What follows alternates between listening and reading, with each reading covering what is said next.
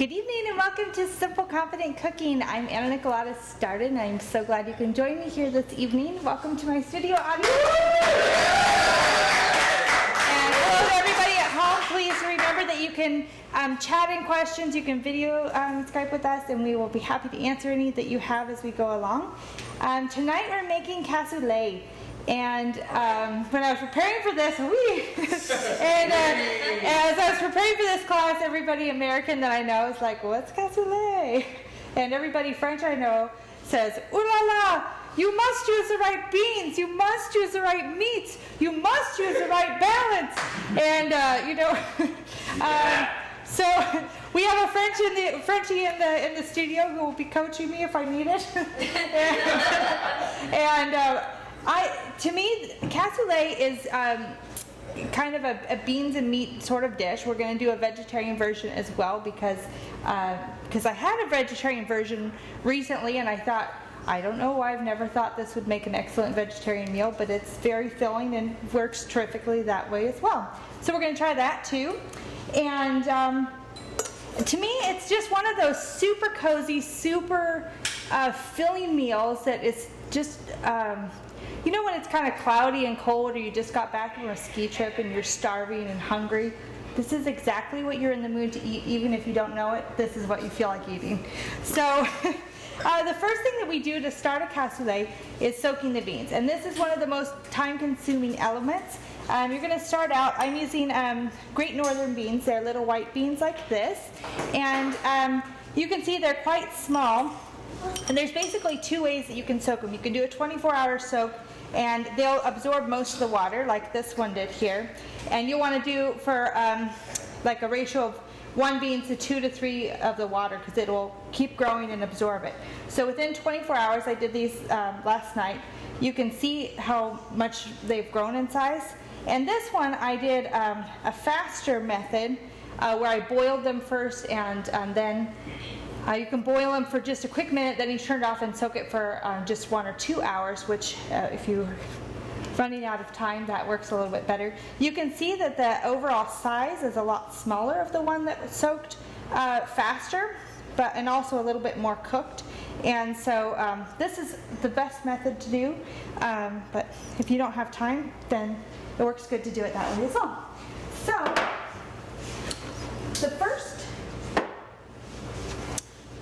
the first thing you're going to do after you have your soaked beans is that you're going to cook them. So this is kind of what they look like when they're done. But let's start out that way. Basically, to get your pan started, you're going to just go with your cooked beans, right? So you're going to put those ones in, and you're going to build the stock around it using whatever water or liquids you have. And I'm not going to go into it too much because I have pictures on this on the page, and I'll post some afterwards. So this is kind of the easy part of it. So you basically just need to build up your bean stock. So what you're going to do is build like a boutique carne, and you're going to just want to put in some vegetables for the flavoring. So it works really well if you can make your own homemade stock. For example, if you have chicken bones hanging around, duck bones, anything like that, you can make a really gorgeous stock, or you can kind of build the stock in with your beans at the same time. So we would use, I would do at home probably, like you can see that I did in these ones, I really would do kind of a really rough, this is especially rough today, but I like to have kind of big pieces of it. This is especially rough, but I like to have big pieces because then they're easy to pull out. So you really just put some big chunks of onions and garlic and whatever sounds good that makes a good stock. So these are a lot of those things. If you can just give them a nice chop in half, it helps all the flavors to come out. And those things will just kind of help build your flavors. And that gives your beans the outcome of having a really flavorful broth and things to work with when you're done. And if you have like a spice ball at home, I love using these. These are 2 different sizes. But this is, to me, a really great size to use. And you can just shove it full of everything that you want to flavor, right? Then you don't have to mess with digging any of it out. Do you need to do it? No, but it keeps your broth looking a little bit more clear. So like for example, this one is the meat version that I did. It has a much clearer stock, and this one I just kind of threw everything in. So you can kind of see this one looks a little bit cloudier. So the bouquet garni in the spice bowl is going to keep it a little bit cleaner of a stock for you. So savory, fresh thyme, garlic, and parsley are all really good things to put in there. And let me show you, I'll show you a couple of different ways to do this. So with this spice ball, which I love and use all the time, you can just kind of shove it full of everything. You just take a big chunk of parsley, and you can just kind of pack it all the way full. And even with your garlic here, just all these kind of dry shoots that are on the outside of garlic, it's just dried garlic, so it really, they don't have bad flavor if you put them in there, so it's not really a big deal if you don't clean them perfectly, in my opinion. And then just give them maybe a quick squish with your knife, and that's again just to kind of help open them up a little bit and start getting those flavors out. And so we'll do maybe a couple of garlic cloves, and of course I didn't bring very many beans at home, but I would say for this size of your spices and herbs, you probably would be doing maybe like a pound of beans. And I would do some peppercorns in there. I like to do maybe a good tablespoon or so of peppercorns, and I like to do some like allspice or cloves work really well in here as well. They just kind of help give that little warmth of flavor that you maybe can't really distinguish what it is, so you don't want a lot of it. You don't want it to be super obvious, but you definitely want it to be present. And that's pretty much it. You just kind of zip that up. Cloves work really good, and you just kind of tuck it all in, and we would throw that in the pot, cover it with water, and then boil this for about, let's see, like maybe an hour or so, so you're building your broth, and you're also cooking the beans a little bit further, because if you remember now, we just have them at the kind of soaked but raw stage, which looks kind of like, you could break it in half, but it still has a lot of firmness to the beans. So now let's start building. We are going to start with, I think we'll start with the meat one. And what we'll do first is saute some meats. That sounds good. And I'm going to apologize to my vegetarian that is here. The other one is truly vegetarian. This one's going to be semi-vegetarian today because we're in the studio. But the other one at home is a real vegetarian one that you'll try. Okay, so what we're going to do now is just start sauteing our meats. And what I have today is a combination of duck. I have some, this is a pork belly, so it's a salted pork. And I have here a kielbasa sausage. A Toulouse sausage works well. You want something with a good flavor in it. Lamb works really great. This is supposed to be, it has traditionally been kind of a peasant stew, right? So this is just kind of using what you have at home to work with. And these are probably not in America things that we have at home, but honestly it started out in the south of France where I don't know if you remember our preservation class, but a lot of things that they traditionally use in cassoulet are things like duck confit and sausages, which are all methods of preserving meats. So for example, dried beans is also a preserved method. Stewed tomatoes, a lot of the ingredients, and then the fresh herbs are things that would grow year-round in the gardens. And so it really was intended to be something like that. Julia Childs, I love how she said it was like all the really fancy restaurants have figured out ways, because they become really decadent ingredients to make these very decadent dishes, but really they don't have to be quite so complicated. So what we'll do with this pork belly is I am just going to cut some nice big chunks of it here, and the longer this cooks, the more that they'll cook down. But I want to start with the pork because it has a very nice fat content, and that's going to render the fat out of it, and that is going to be one of the we're going to need that oil to cook everything in, so that's a great way to start. And so I'm just going to make some nice big chunks there. And these meat bits are going to braise down and be really delicious too. So you can kind of just move them around in here if you need to. And at home I would cook this kind of on your conventional burner. I would say maybe like around a 6 on your burner.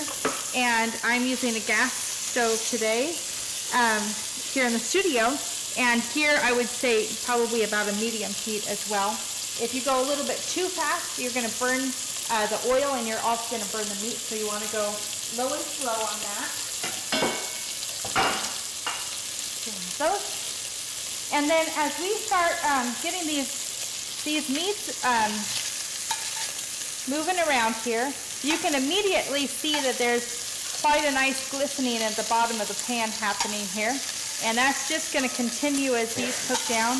But now I have enough oil in here to start cooking some of my other meats while these ones finish off. So I'm just going to go ahead and stick them right in. So this is a duck breast. I usually would use duck legs, but they actually...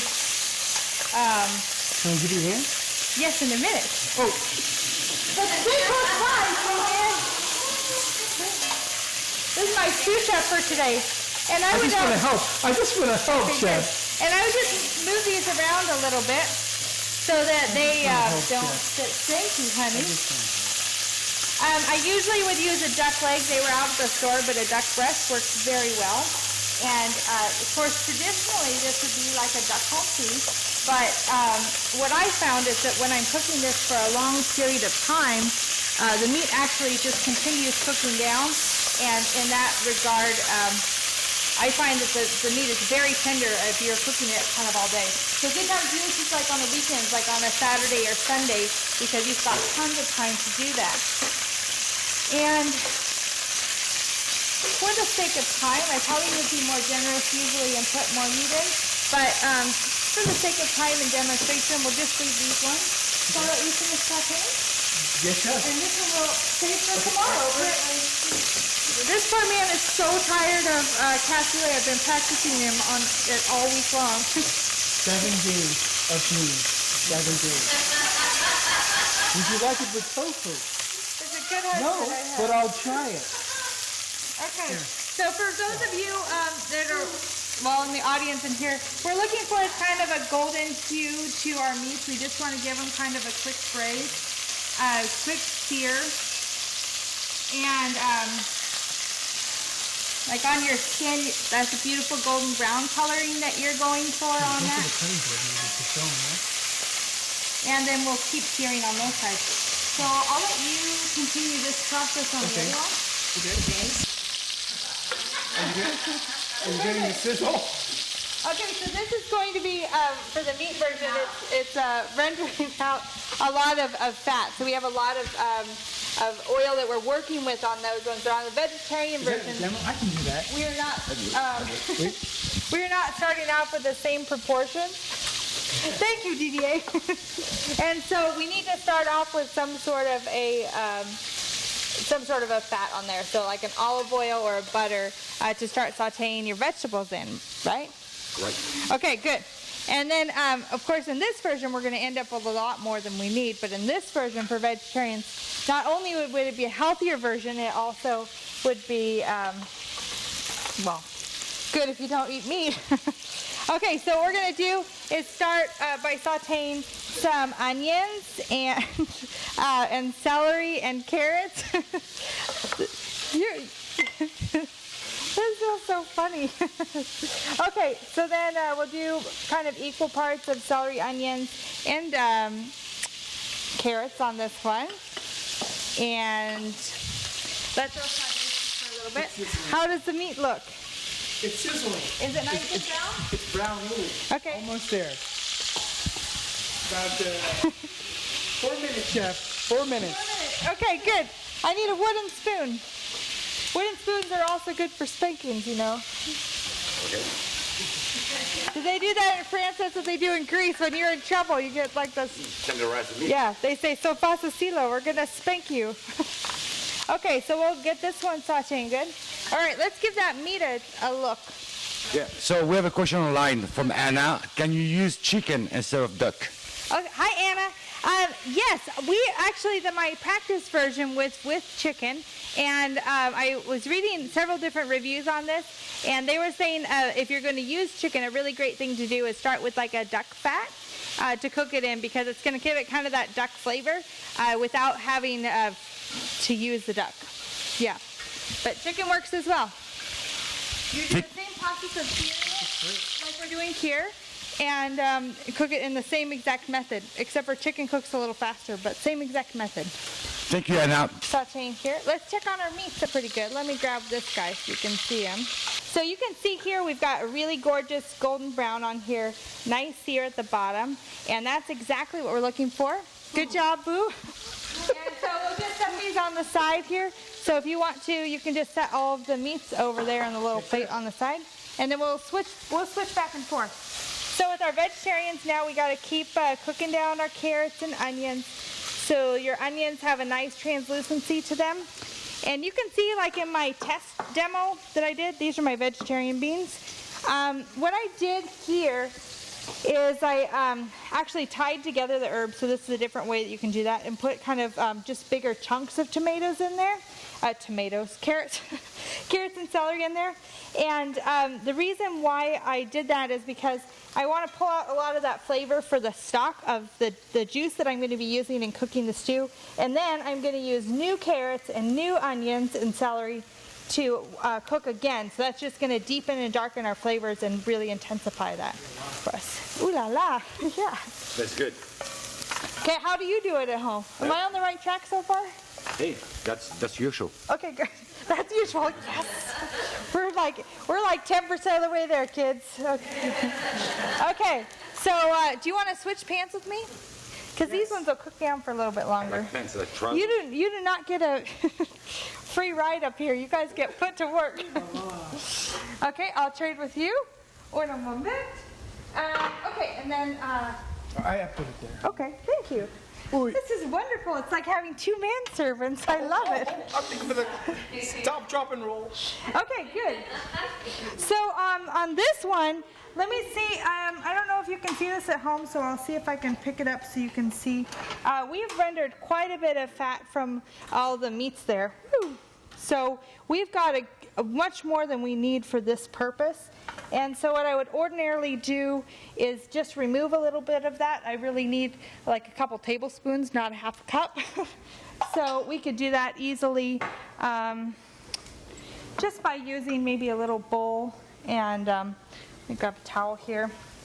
Oops. There we go. 3 seconds. 1, 2, 3.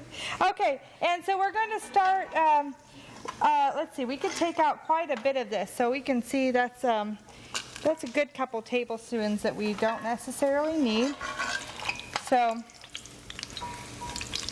since most of us aren't on a diet to increase our fat intake, probably good to take it out. So we'll set that aside. We could always use it later if we change our mind. Sure. And let's do, okay, so now we're going to do the same thing. Start sauteing some onions. And we'll do some onions there. And same thing. I will use those in a moment. And we'll do some celery again here. And some carrots. Since we're doing so many things, I like to do these here, but since we're doing a lot of processes, I kind of cut them ahead of time. You mostly just want to make sure that they're consistent in your size, and with just the carrots and the celery and onions, so, and about the same consistency. So like you're using a cup of each of them. Okay, I'll use these ones. How do those ones look? We're caramelizing. We are caramelizing. Okay, Why? good. Yeah, caramelizing. That's what I'm doing, right? You want me to caramelize these down, right? Yeah, that's good. Caramelizing. Thank you. Okay, so these ones are, while they're cooking down, so we're doing the same thing, but in this case we just rendered down all the fat from those ones to cook our onions in, and then in there we would use like an olive oil or a butter. This time we use the butter. And once we have them going along, my pan's pretty hot, so this one's cooking really fast in this case. what we'll start doing is pulling out our beans and kind of adding it to it. So we're going to kind of start building the soup in stages here. Ready for this? Absolutely. Okay, so almost, not quite. I've got a great section here. Open this raw, and then we'll get to it in like 5 minutes. Yeah, you can taste it. So again, the reason why we did these the bigger pieces while we were cooking this previously is because they're really easy to take them out and discard them if you would feel so inclined, which you should do because they're kind of already cooked all the life out of them. So that's I'm caramelizing. yeah. Oh, it's caramelized. Focus on your job. Okay. I think they're caramelized enough. Do you have any wine questions? Okay, so now what we'll do, and actually even before we start doing the beans, we can do a little deglaze. We certainly could use that over on this pan. So how we would do that. So because all of the flavor that's sticking on the bottom actually tastes really good. So we'll put a little splash in there and save the day. Oh, Same thing. caramelizing. This is Madeira. You can use red wine. I usually use red wine at home. And then that's going to pull all the beautiful flavors off the bottom. So you can see this one already has a really rich brown coloring. Right. So it's getting all that deliciousness up in there. And I like to start with sort of this part. Using like a strainer to pull the beans and put them in because I might not want all the liquid on here. Since we're in the studio, I'm using these kind of cold, but I ordinarily would start with them hot at home. And you can see how thick this liquid is. That's because I used a meat stock in this case, which was one of the hardest things that I had with doing the vegetarian one because it doesn't have that natural gelatinous quality. Beef or lamb? I used a beef stock this time. Okay, so we'll just kind of mix these beans in, see how they're doing. Looks pretty good. Yeah? And is it oh good. That's fortunate. I like beans, you know. Okay, and then I like to do some tomato puree. Or you can do tomato paste. Do you use tomato paste? Paste. Paste? Yeah, I like both. The liquid adds a... this way you don't need to do as much liquid because the tomato sauce becomes part of your liquid. And so we can just kind of move that in here. And then we're pretty much ready to start layering up our cassoulet. So what's the difference between this and a chili? So, you know what? I wanted to do this all the same night, but it was too much because it's such a similar process. It's a very, very, very similar process. So it started in America, not France. No? Forget about it. Don't tell the French that. Don't tell the French that. But it's a very similar process in building what we're doing is building a stew. And it's a very similar process in how we would do that for chili. Yeah. All right, let's get meats. Meat. Meat. You have another question? Meat. Okay. What wine did you pair? Oh, that's why James is here. So Anna Blanc has another question. And what kind of wine will you pair with that? Pink, red, white? Well, you have a couple of different wines you can pair with it.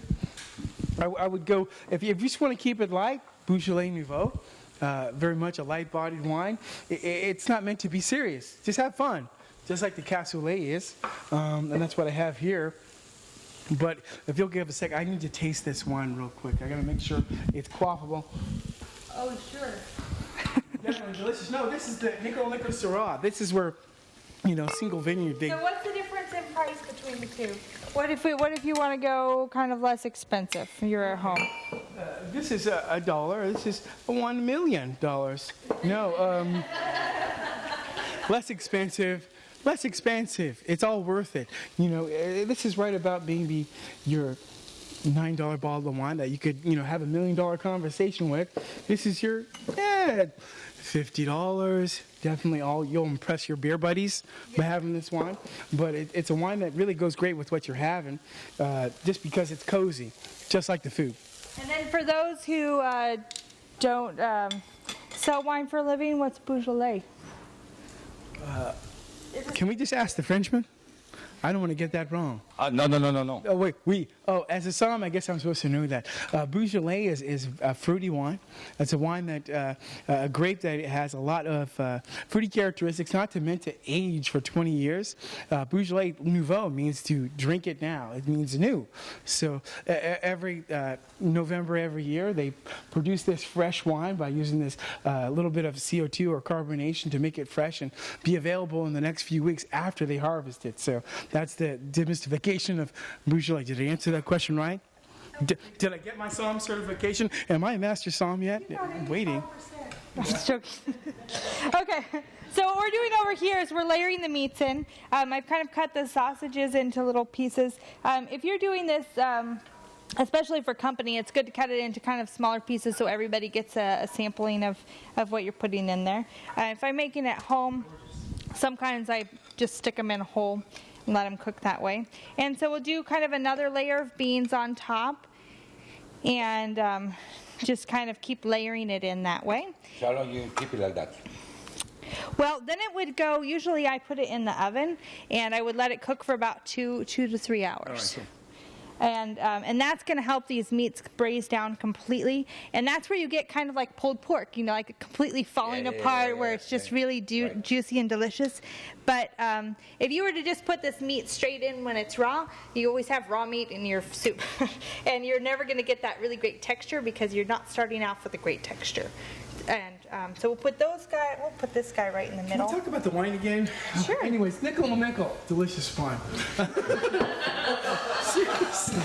Was that It's now? amazing. Have you not tasted What this was wine? it? What was it? Can I taste you on the wine? Now, really. I've This never wine has had a lot it of before. depth, and it's almost French in style, but it's not very, like too extractive. It's got like a finesse. What's the name again? Nickel and nickel. What? It's like dairy and nickel and nickel. All the cool people are drinking it. Honestly, all the cool people are drinking it. Okay, so then we have it, there we have it. This one is, now we've got this one done. So you're gonna put it for 2 hours in the oven, 2 hours in the oven. and then the juice will. And the juice is going to kind of make like a little crust over the top of Okay. it. So as this is it's very going in the oven, you want to check it a couple of times.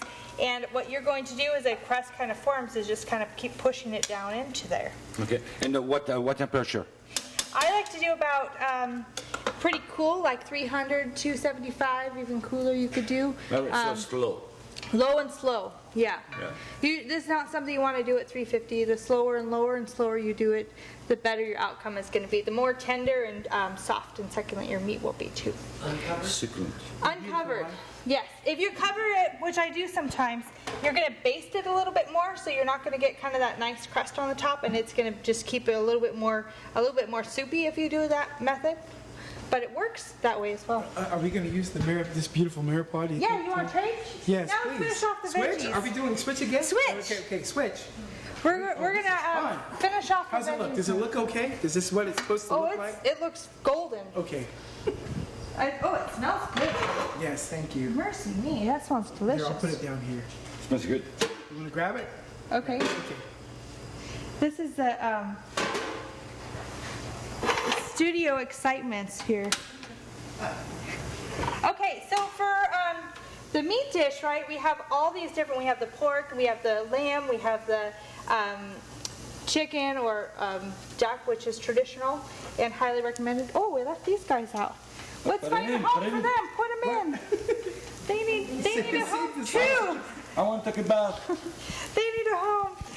So you have all these meats that lend a lot of, like a tremendous amount of flavor, which you don't have if you're a vegetarian, right? So you've got to work a little bit harder in developing that same flavor profile and umami. So we would use, if you want to, I did a great deal of research on the vegetarian ones. I made this one like 3 times this week trying to figure out the best combinations, which I still don't know that I completely have nailed, but it's pretty close. I'm getting closer every time. So I would just do kind of a rough chop on these. Again, they'll be cooking for a long time, so they don't have to be beautiful or perfect or anything. Just kind of stick them in. And we'll just do a nice chop. And I would say for about probably you do about the same amount of the mushrooms as you would do for like the mirepoix. And I would put this in probably a little earlier on if I were not doing two at once, because you want the mushrooms to really tenderize and cook down nicely. And what I would do to help kind of build that meatiness to the flavor is molasses. I really like molasses for a vegetarian. It's like one of the things you use a lot in barbecue sauces and things with beefs and meats, so it kind of gives you that umami flavor that you're looking for. So I would do maybe a half a tablespoon or so. I like balsamic vinegar also, gives a little bit of the acid, but also a little sweetness to it. And I like a glaze because it's a little bit thicker. It's not quite as loose and fluid, and I kind of am looking for that really concentrated flavor. And Worcestershire, but this is not for the traditional, so. What's vegetarian? It's vegetarian, but this is gonna help build that meat profile that you are lacking in this, which is kind of the backbone of the. Oh, that brings the No lid. conversation. No lid. You're supposed to be following along. Thank you, Chef, yes. You're welcome. And then you could do like a vegetarian stock. This vegetable stock that we made a couple classes back in the preservation class, this is a great time to use it. So this is basically salt and mixed vegetables and herbs, so we can put like a little bit of that. And then this would become our salt. We don't need to add salt because this is a salt. And stir this around a little bit. Let's add some more tomatoes in. I think we'll do some tomatoes. And maybe some red wine. Do we have some red wine over there? Put the Nico. Put Nico in the fucking finger. Sure. Come on. Okay, yeah, go on Right. in. Okay, that's good. Lovely. A bit more. No, it's good. It's good, but thank you very much, Chef. This is perfect. Okay, and then you can even use like a little bit of miso paste if you have something like that. It has a nice saltiness to it and a nice, again, it's another kind of umami flavor. That's not a French dish anymore, is it? Like, It's an Japanese. interpretation. It's a vegetarian interpretation. It is. Didier would like to call this cassoulet with a K, but my parents are school teachers. I can't stand by with that. So the jury is out on what we call the vegetarian dish. It could be a veg-soulet. I don't know. We have to think of a good name. Do you have any votes out there in the audience? Let's drink. We'll find something. Okay, so now we have a really nice, you need a spoon. You need to try this and see how it's going. I need, do we have any testing spoons around here? So you're cooking.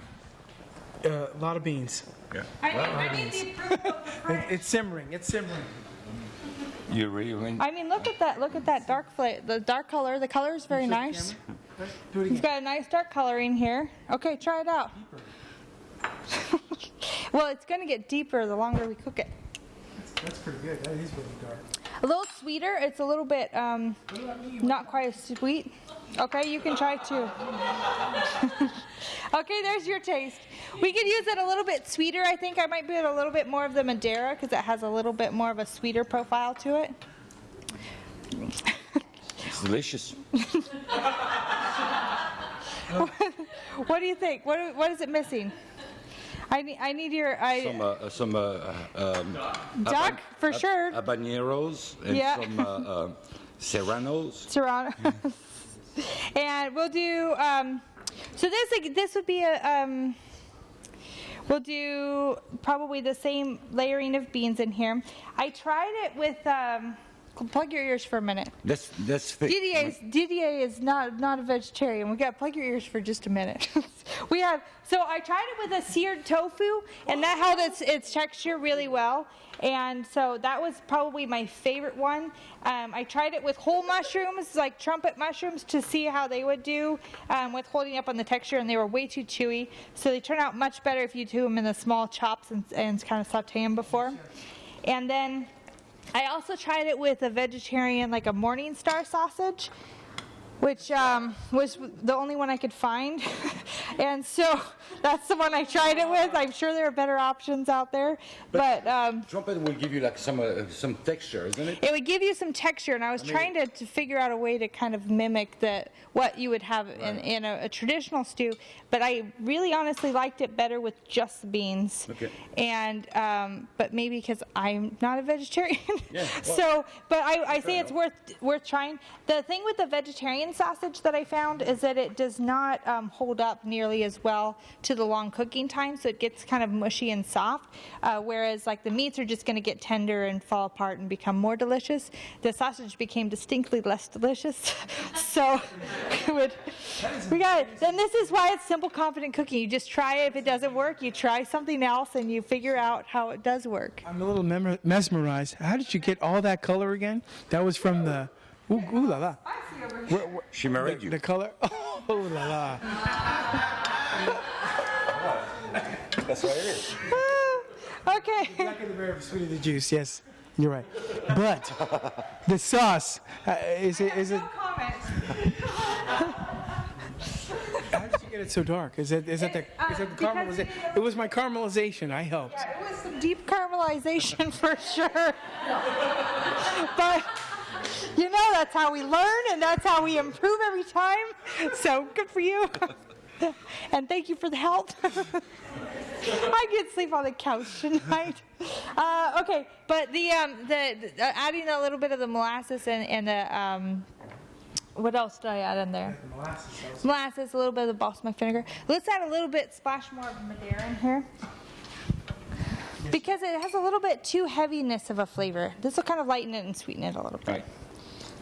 That can't hurt anybody. Let's try that. And if you don't drink, still I recommend cooking with wines because it cooks out and the flavor that you are left with is amazing and you will not regret it. And everyone will say, why is your food so delicious? And then you just smile, because I am awesome. But eventually you will cook this the same way as the other cassoulet. Yes. Put in the oven Yes. for low temperature. Exactly. Yeah. But you could cook it at a little bit higher temperature for a vegetarian because your main goal for a vegetarian one is To nuke everything. no. What am I thinking of is reducing. You need a reduction because see how much more soupy this one is? Right. So what I found worked really, really well is kind of squishing part of your beans. So make kind of a bean paste. So with your leftovers, actually, let me... did I bring my masher? Oh, I did bring my masher. I'm so prepared, and then I forget how prepared I was. So if we had like, let me borrow for a demo. Vegetarians, close your eyes. This one is going to be a pseudo-vegetarian dish at the moment. What I would do at home, or maybe just won't add these in, then you can still try it. Okay, so what I would just kind of do at home that worked really well. Oh, thank you. Is just kind of squishing these beans. So use like a regular potato masher, and all you would need to do is just kind of squish them around. And this kind of bean paste is going to thicken it up a lot for you. Oh. And I find using the same ingredients keeps your flavors a little bit more consistent, and that would, I think, taste a lot better that way. That's tricky. So, yeah. That's good. Yeah, I think you could also, like, if you're coming close to serving and not really, and it still looked really loose, like this looks more like a soup than a stew. Well, I had the meat in here before, so I think I'll get fired by the vegetarians if I mix it in. So you'll have to try it a little thinner. Sorry. This is what you want. This will help thicken the sauce. Is that the whole idea? Yes. Yeah, that'll help thicken. Okay. Are you guys okay with me mixing it in? Yes, they are. No, yes, they're like we have a mixture from the vegetarians. But it would help thicken that up a lot. The other thing you could do is remember our roux class. We could do something like a roux, and that would help thicken it up too. If you're getting ready to serve and it's still a little bit too loose, then that's a really great thing to do as well. So when you're done with all this, then what do? We eat. Gotta have breadcrumbs on top. Oh, yeah, that's right. So it takes like So I would do like 3 hours. 3 hours Yeah. on that. And this one I would say like an hour to 2 hours. Same thing, it's really easy. You can just stick it in the oven and forget about it until, you know, your kids run in the house, and then like, oh, ta-da, dinner's ready. It's one of those things that you just, you know, the cooking time doesn't have to be really exact. Sure. It's already pretty much cooked at this point. That's the chili. flavors are just going to get better. It is a little bit of a chili, a white bean chili. White bean chili. Except for you don't put the same things in chili. No, well, But it is. It would be very You still similar have a to a chili. mirepoix, you still have beans, Yeah. you know. Yeah, it's very similar to a chili. That's cool though. I mean, that's a cassoulet with a K. With a K. We are going to come up with a good name for this one. I'll think of it. Okay, so let me. I'll need my little saute pan, and then let's do some little breadcrumbs to put on here. How about that? I love this part. Honey, I love this part. Oh, good. Why don't you jump in? I love this part because I just want to see it because it's one of the most savory parts of the dish. If you don't have breadcrumb, it's not cassoulet or cassoulet. Cassoulet. The K or an S? It's or a now C? cassoulet for the. Yeah. This is the magic. So sexual. It's You the- guys it's get the- it's the cassoulet. finesse. Everybody else gets It's the finesse cassoulet. of the dish. Okay. Absolutely. Here, I got this, chef. Thank It's all you. good. Oh, Yeah. thank you very much. Okay, so then what we'll do is take our little pan here. Whoops, I filled up the wrong This one. is definitely the magic. Okay, so we have our little pan, and what I would do is about a half an hour before you're ready to eat, if you feel so inclined. So you're going to put this right here, right, chef? Yes. Okay. And we have two that are cooked a little bit further, but so I might cook it a little bit further along just so you can kind of get a demo on it. So you're going to want like maybe a couple tablespoons of butter. You could also use your rendered fat from the duck or the pork would be really good to use for this. You can just put the breadcrumbs on straight away, but I like to give them a little bit of toast and add a little bit of the butteriness. It just makes them delicious. But certainly if you don't want as much butter in there, or you can certainly skip that part. So we'll give that a nice little melt there. And let me grab some breadcrumbs Breadcrumbs. and parsley. Parsley. Parsley. You don't see it? So do I mean, you like, chop it? Are you chopping like a it? forest. Yeah, I could give it a little chop. And then we'll just put them in for a quick minute. So we'll right. do like, You put garlic in it? I usually do. I like, no, okay. I like a little bit of dried garlic for this. I don't usually like to use dried garlic, but in this case I do, because it, if it's a fresh garlic, sometimes you get that raw garlic taste, which you're not wanting, because it's not going to cook a whole lot longer, and it also is really easy to burn. So in this case, like a granulated dried garlic, if you have a good quality one, it works actually really, really well. And some nicely chopped parsley, which... Do you have cut your fingers? Chopping? Oh, yeah, no. But I burned myself. There's a good... Doing there's a cassoulet? good war wound. I was pulling something out of the oven, and I like... I'm not very careful in the... I should cut myself. I haven't for a long time. Knock on wood. But, yeah, I'm lucky that I've been pretty lucky so far with that. But I get burned more often. I might think my worst burn one time was I was making this bread and I really wanted it to look perfect, so I used this little round cooking pot that I had, and it came out so pretty, and it had a handle on it. So I thought, why not grab the handle? Yeah, that was not one of my smarter moments in life. Also, I was a lot younger, so I've kind of, I don't know. I would like to think so, but I still burn myself sometimes. I got a couple good ones. But my friend who's a hairstylist, she says she knows that she's cutting good hair when she burns herself or cuts herself at least once a day. And so I say it's the same thing. You know, if you got some war wounds from the kitchen, it means that you're like really pushing your boundaries. You know, you don't get that hurt like putting something in the microwave. You know, usually. So. I got you. I got you. Okay, those are getting nice and brown. So, Toss some parsley in there. it's panko, right? It's a. Well, I did use panko this time. I usually would use, now the reason why you wouldn't want to do some fresh breadcrumbs on here is because if you're using like a total fresh breadcrumb, then you have all this moisture in there, right? So if you're trying to put moisture inside of moisture, you get soggy. If you put kind of something a little bit toasted that's dried out, it's going to absorb all that moisture, and then you have really good flavor with a little bit of crunch. Correct. So that's why we want to do something dry. So where you buy that usually? Well, I like, you know what, Whole Foods used to do homemade breadcrumbs with their leftover breads. It's so easy to do at home when you have like leftover bread. Just kind of lay it on the counter and let it dry out for a day or two. And then you can put it like in your food processor or something, or beat it up with a mallet, you know. Some use on it? Yeah, just bang it a little bit. And that'll do the trick too. And so I made this a little bit toastier since I'm Is there chili? Is there chili talking. flakes in there, honey? No chili flakes. We're Can I give you guys a moment? Yeah, we're having a romance. Sip it. And then I would usually put like a little bit of salt and pepper in here, and then that's all Seriously, we do. Can I taste it? Can I? Sure. This is what But I do. I didn't put the salt and pepper in it, so you're not going to like it quite as good yet. No, not yet. Not yet. 2 more minutes, right? No, it's good. I just said it needs a little It's salt and delicious. pepper. It's delicious, honey. But I forgot my salt and pepper. So in that case, let's use, this is how we do it. This is how we roll with Simple Confident Cooking. We just put a little of what we have. So we'll use a little bit of this salt. This is, Call that the magic. you know, it's one of those things that you have to sometimes ad-lib when you're in a studio. But you have to do the same thing when you're at home sometimes, because you don't always have everything that you were looking for there. Honestly, the breadcrumbs is the most important part. Yeah. It's the most important part.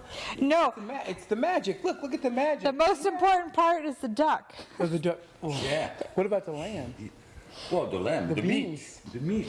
James and I, the first time I made It's the cassoulet, beans, it's the lamb, it's the duck. Oh. Well, to me, it's a combination. right. To me, this is a very. Thanks, you're right. Well, to me, this is very similar to the same way as paella is made, right? Yeah. You know what kind of rice you're going to be using, what kind of everything. This is still, you have to bring food that is left over, and do something out of it. Oui. And paella is very much the same thing. Like cassoulet, this is the name of the dish, the cookware. Yeah, the casserole. Yeah, the Which is usually a little bit more slanted, but I don't have one, so I'm using a Dutch oven. And in America, you But say at this casserole. point, we would put this back in the oven for about half an hour or so, 20 minutes.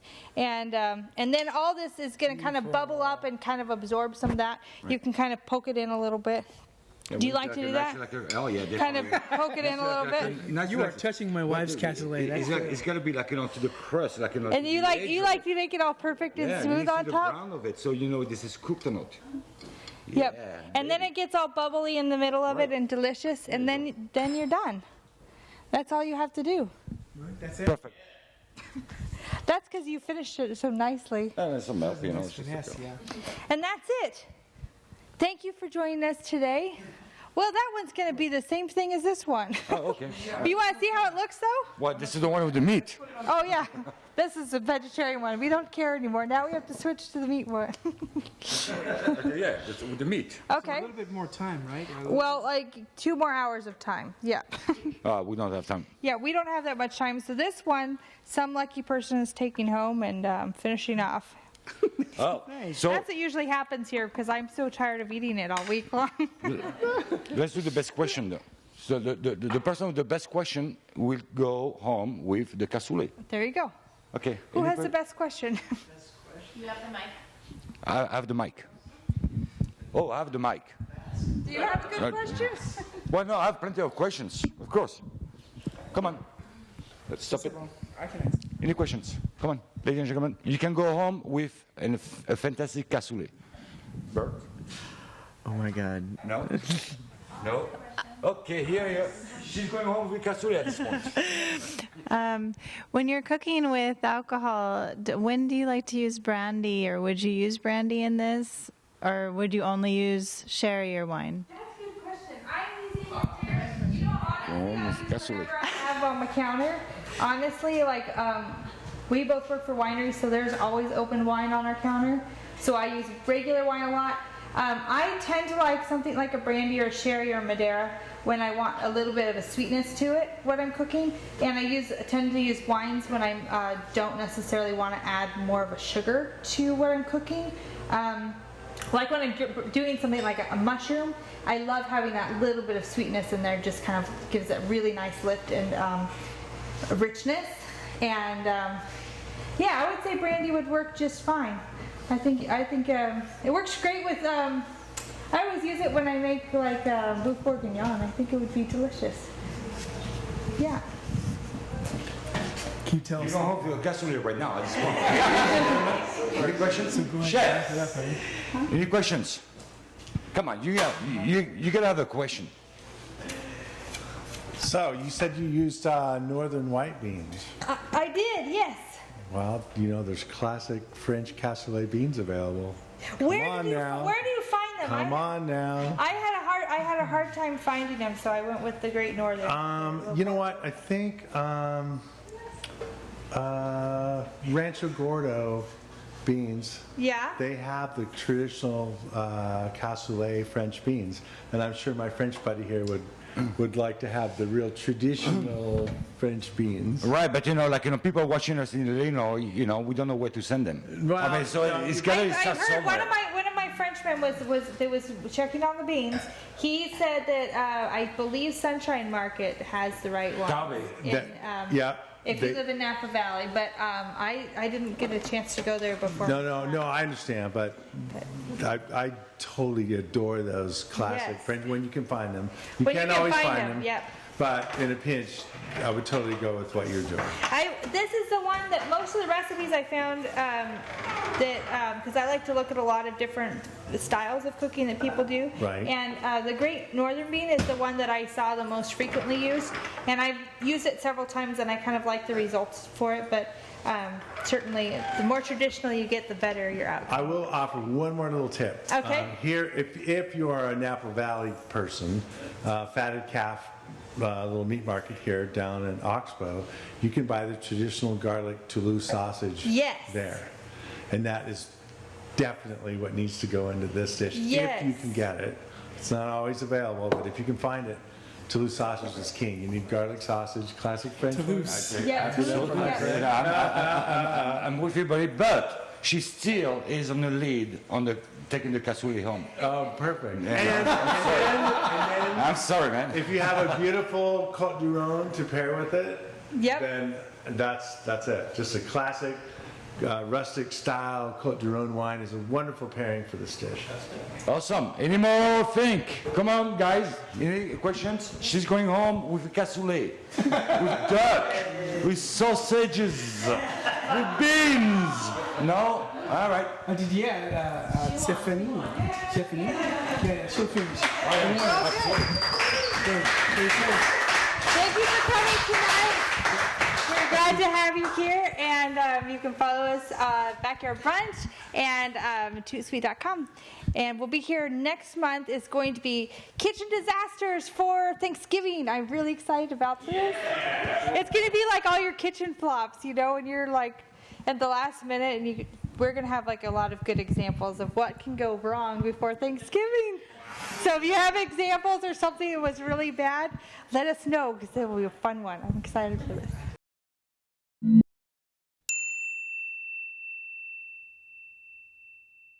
On the count of three.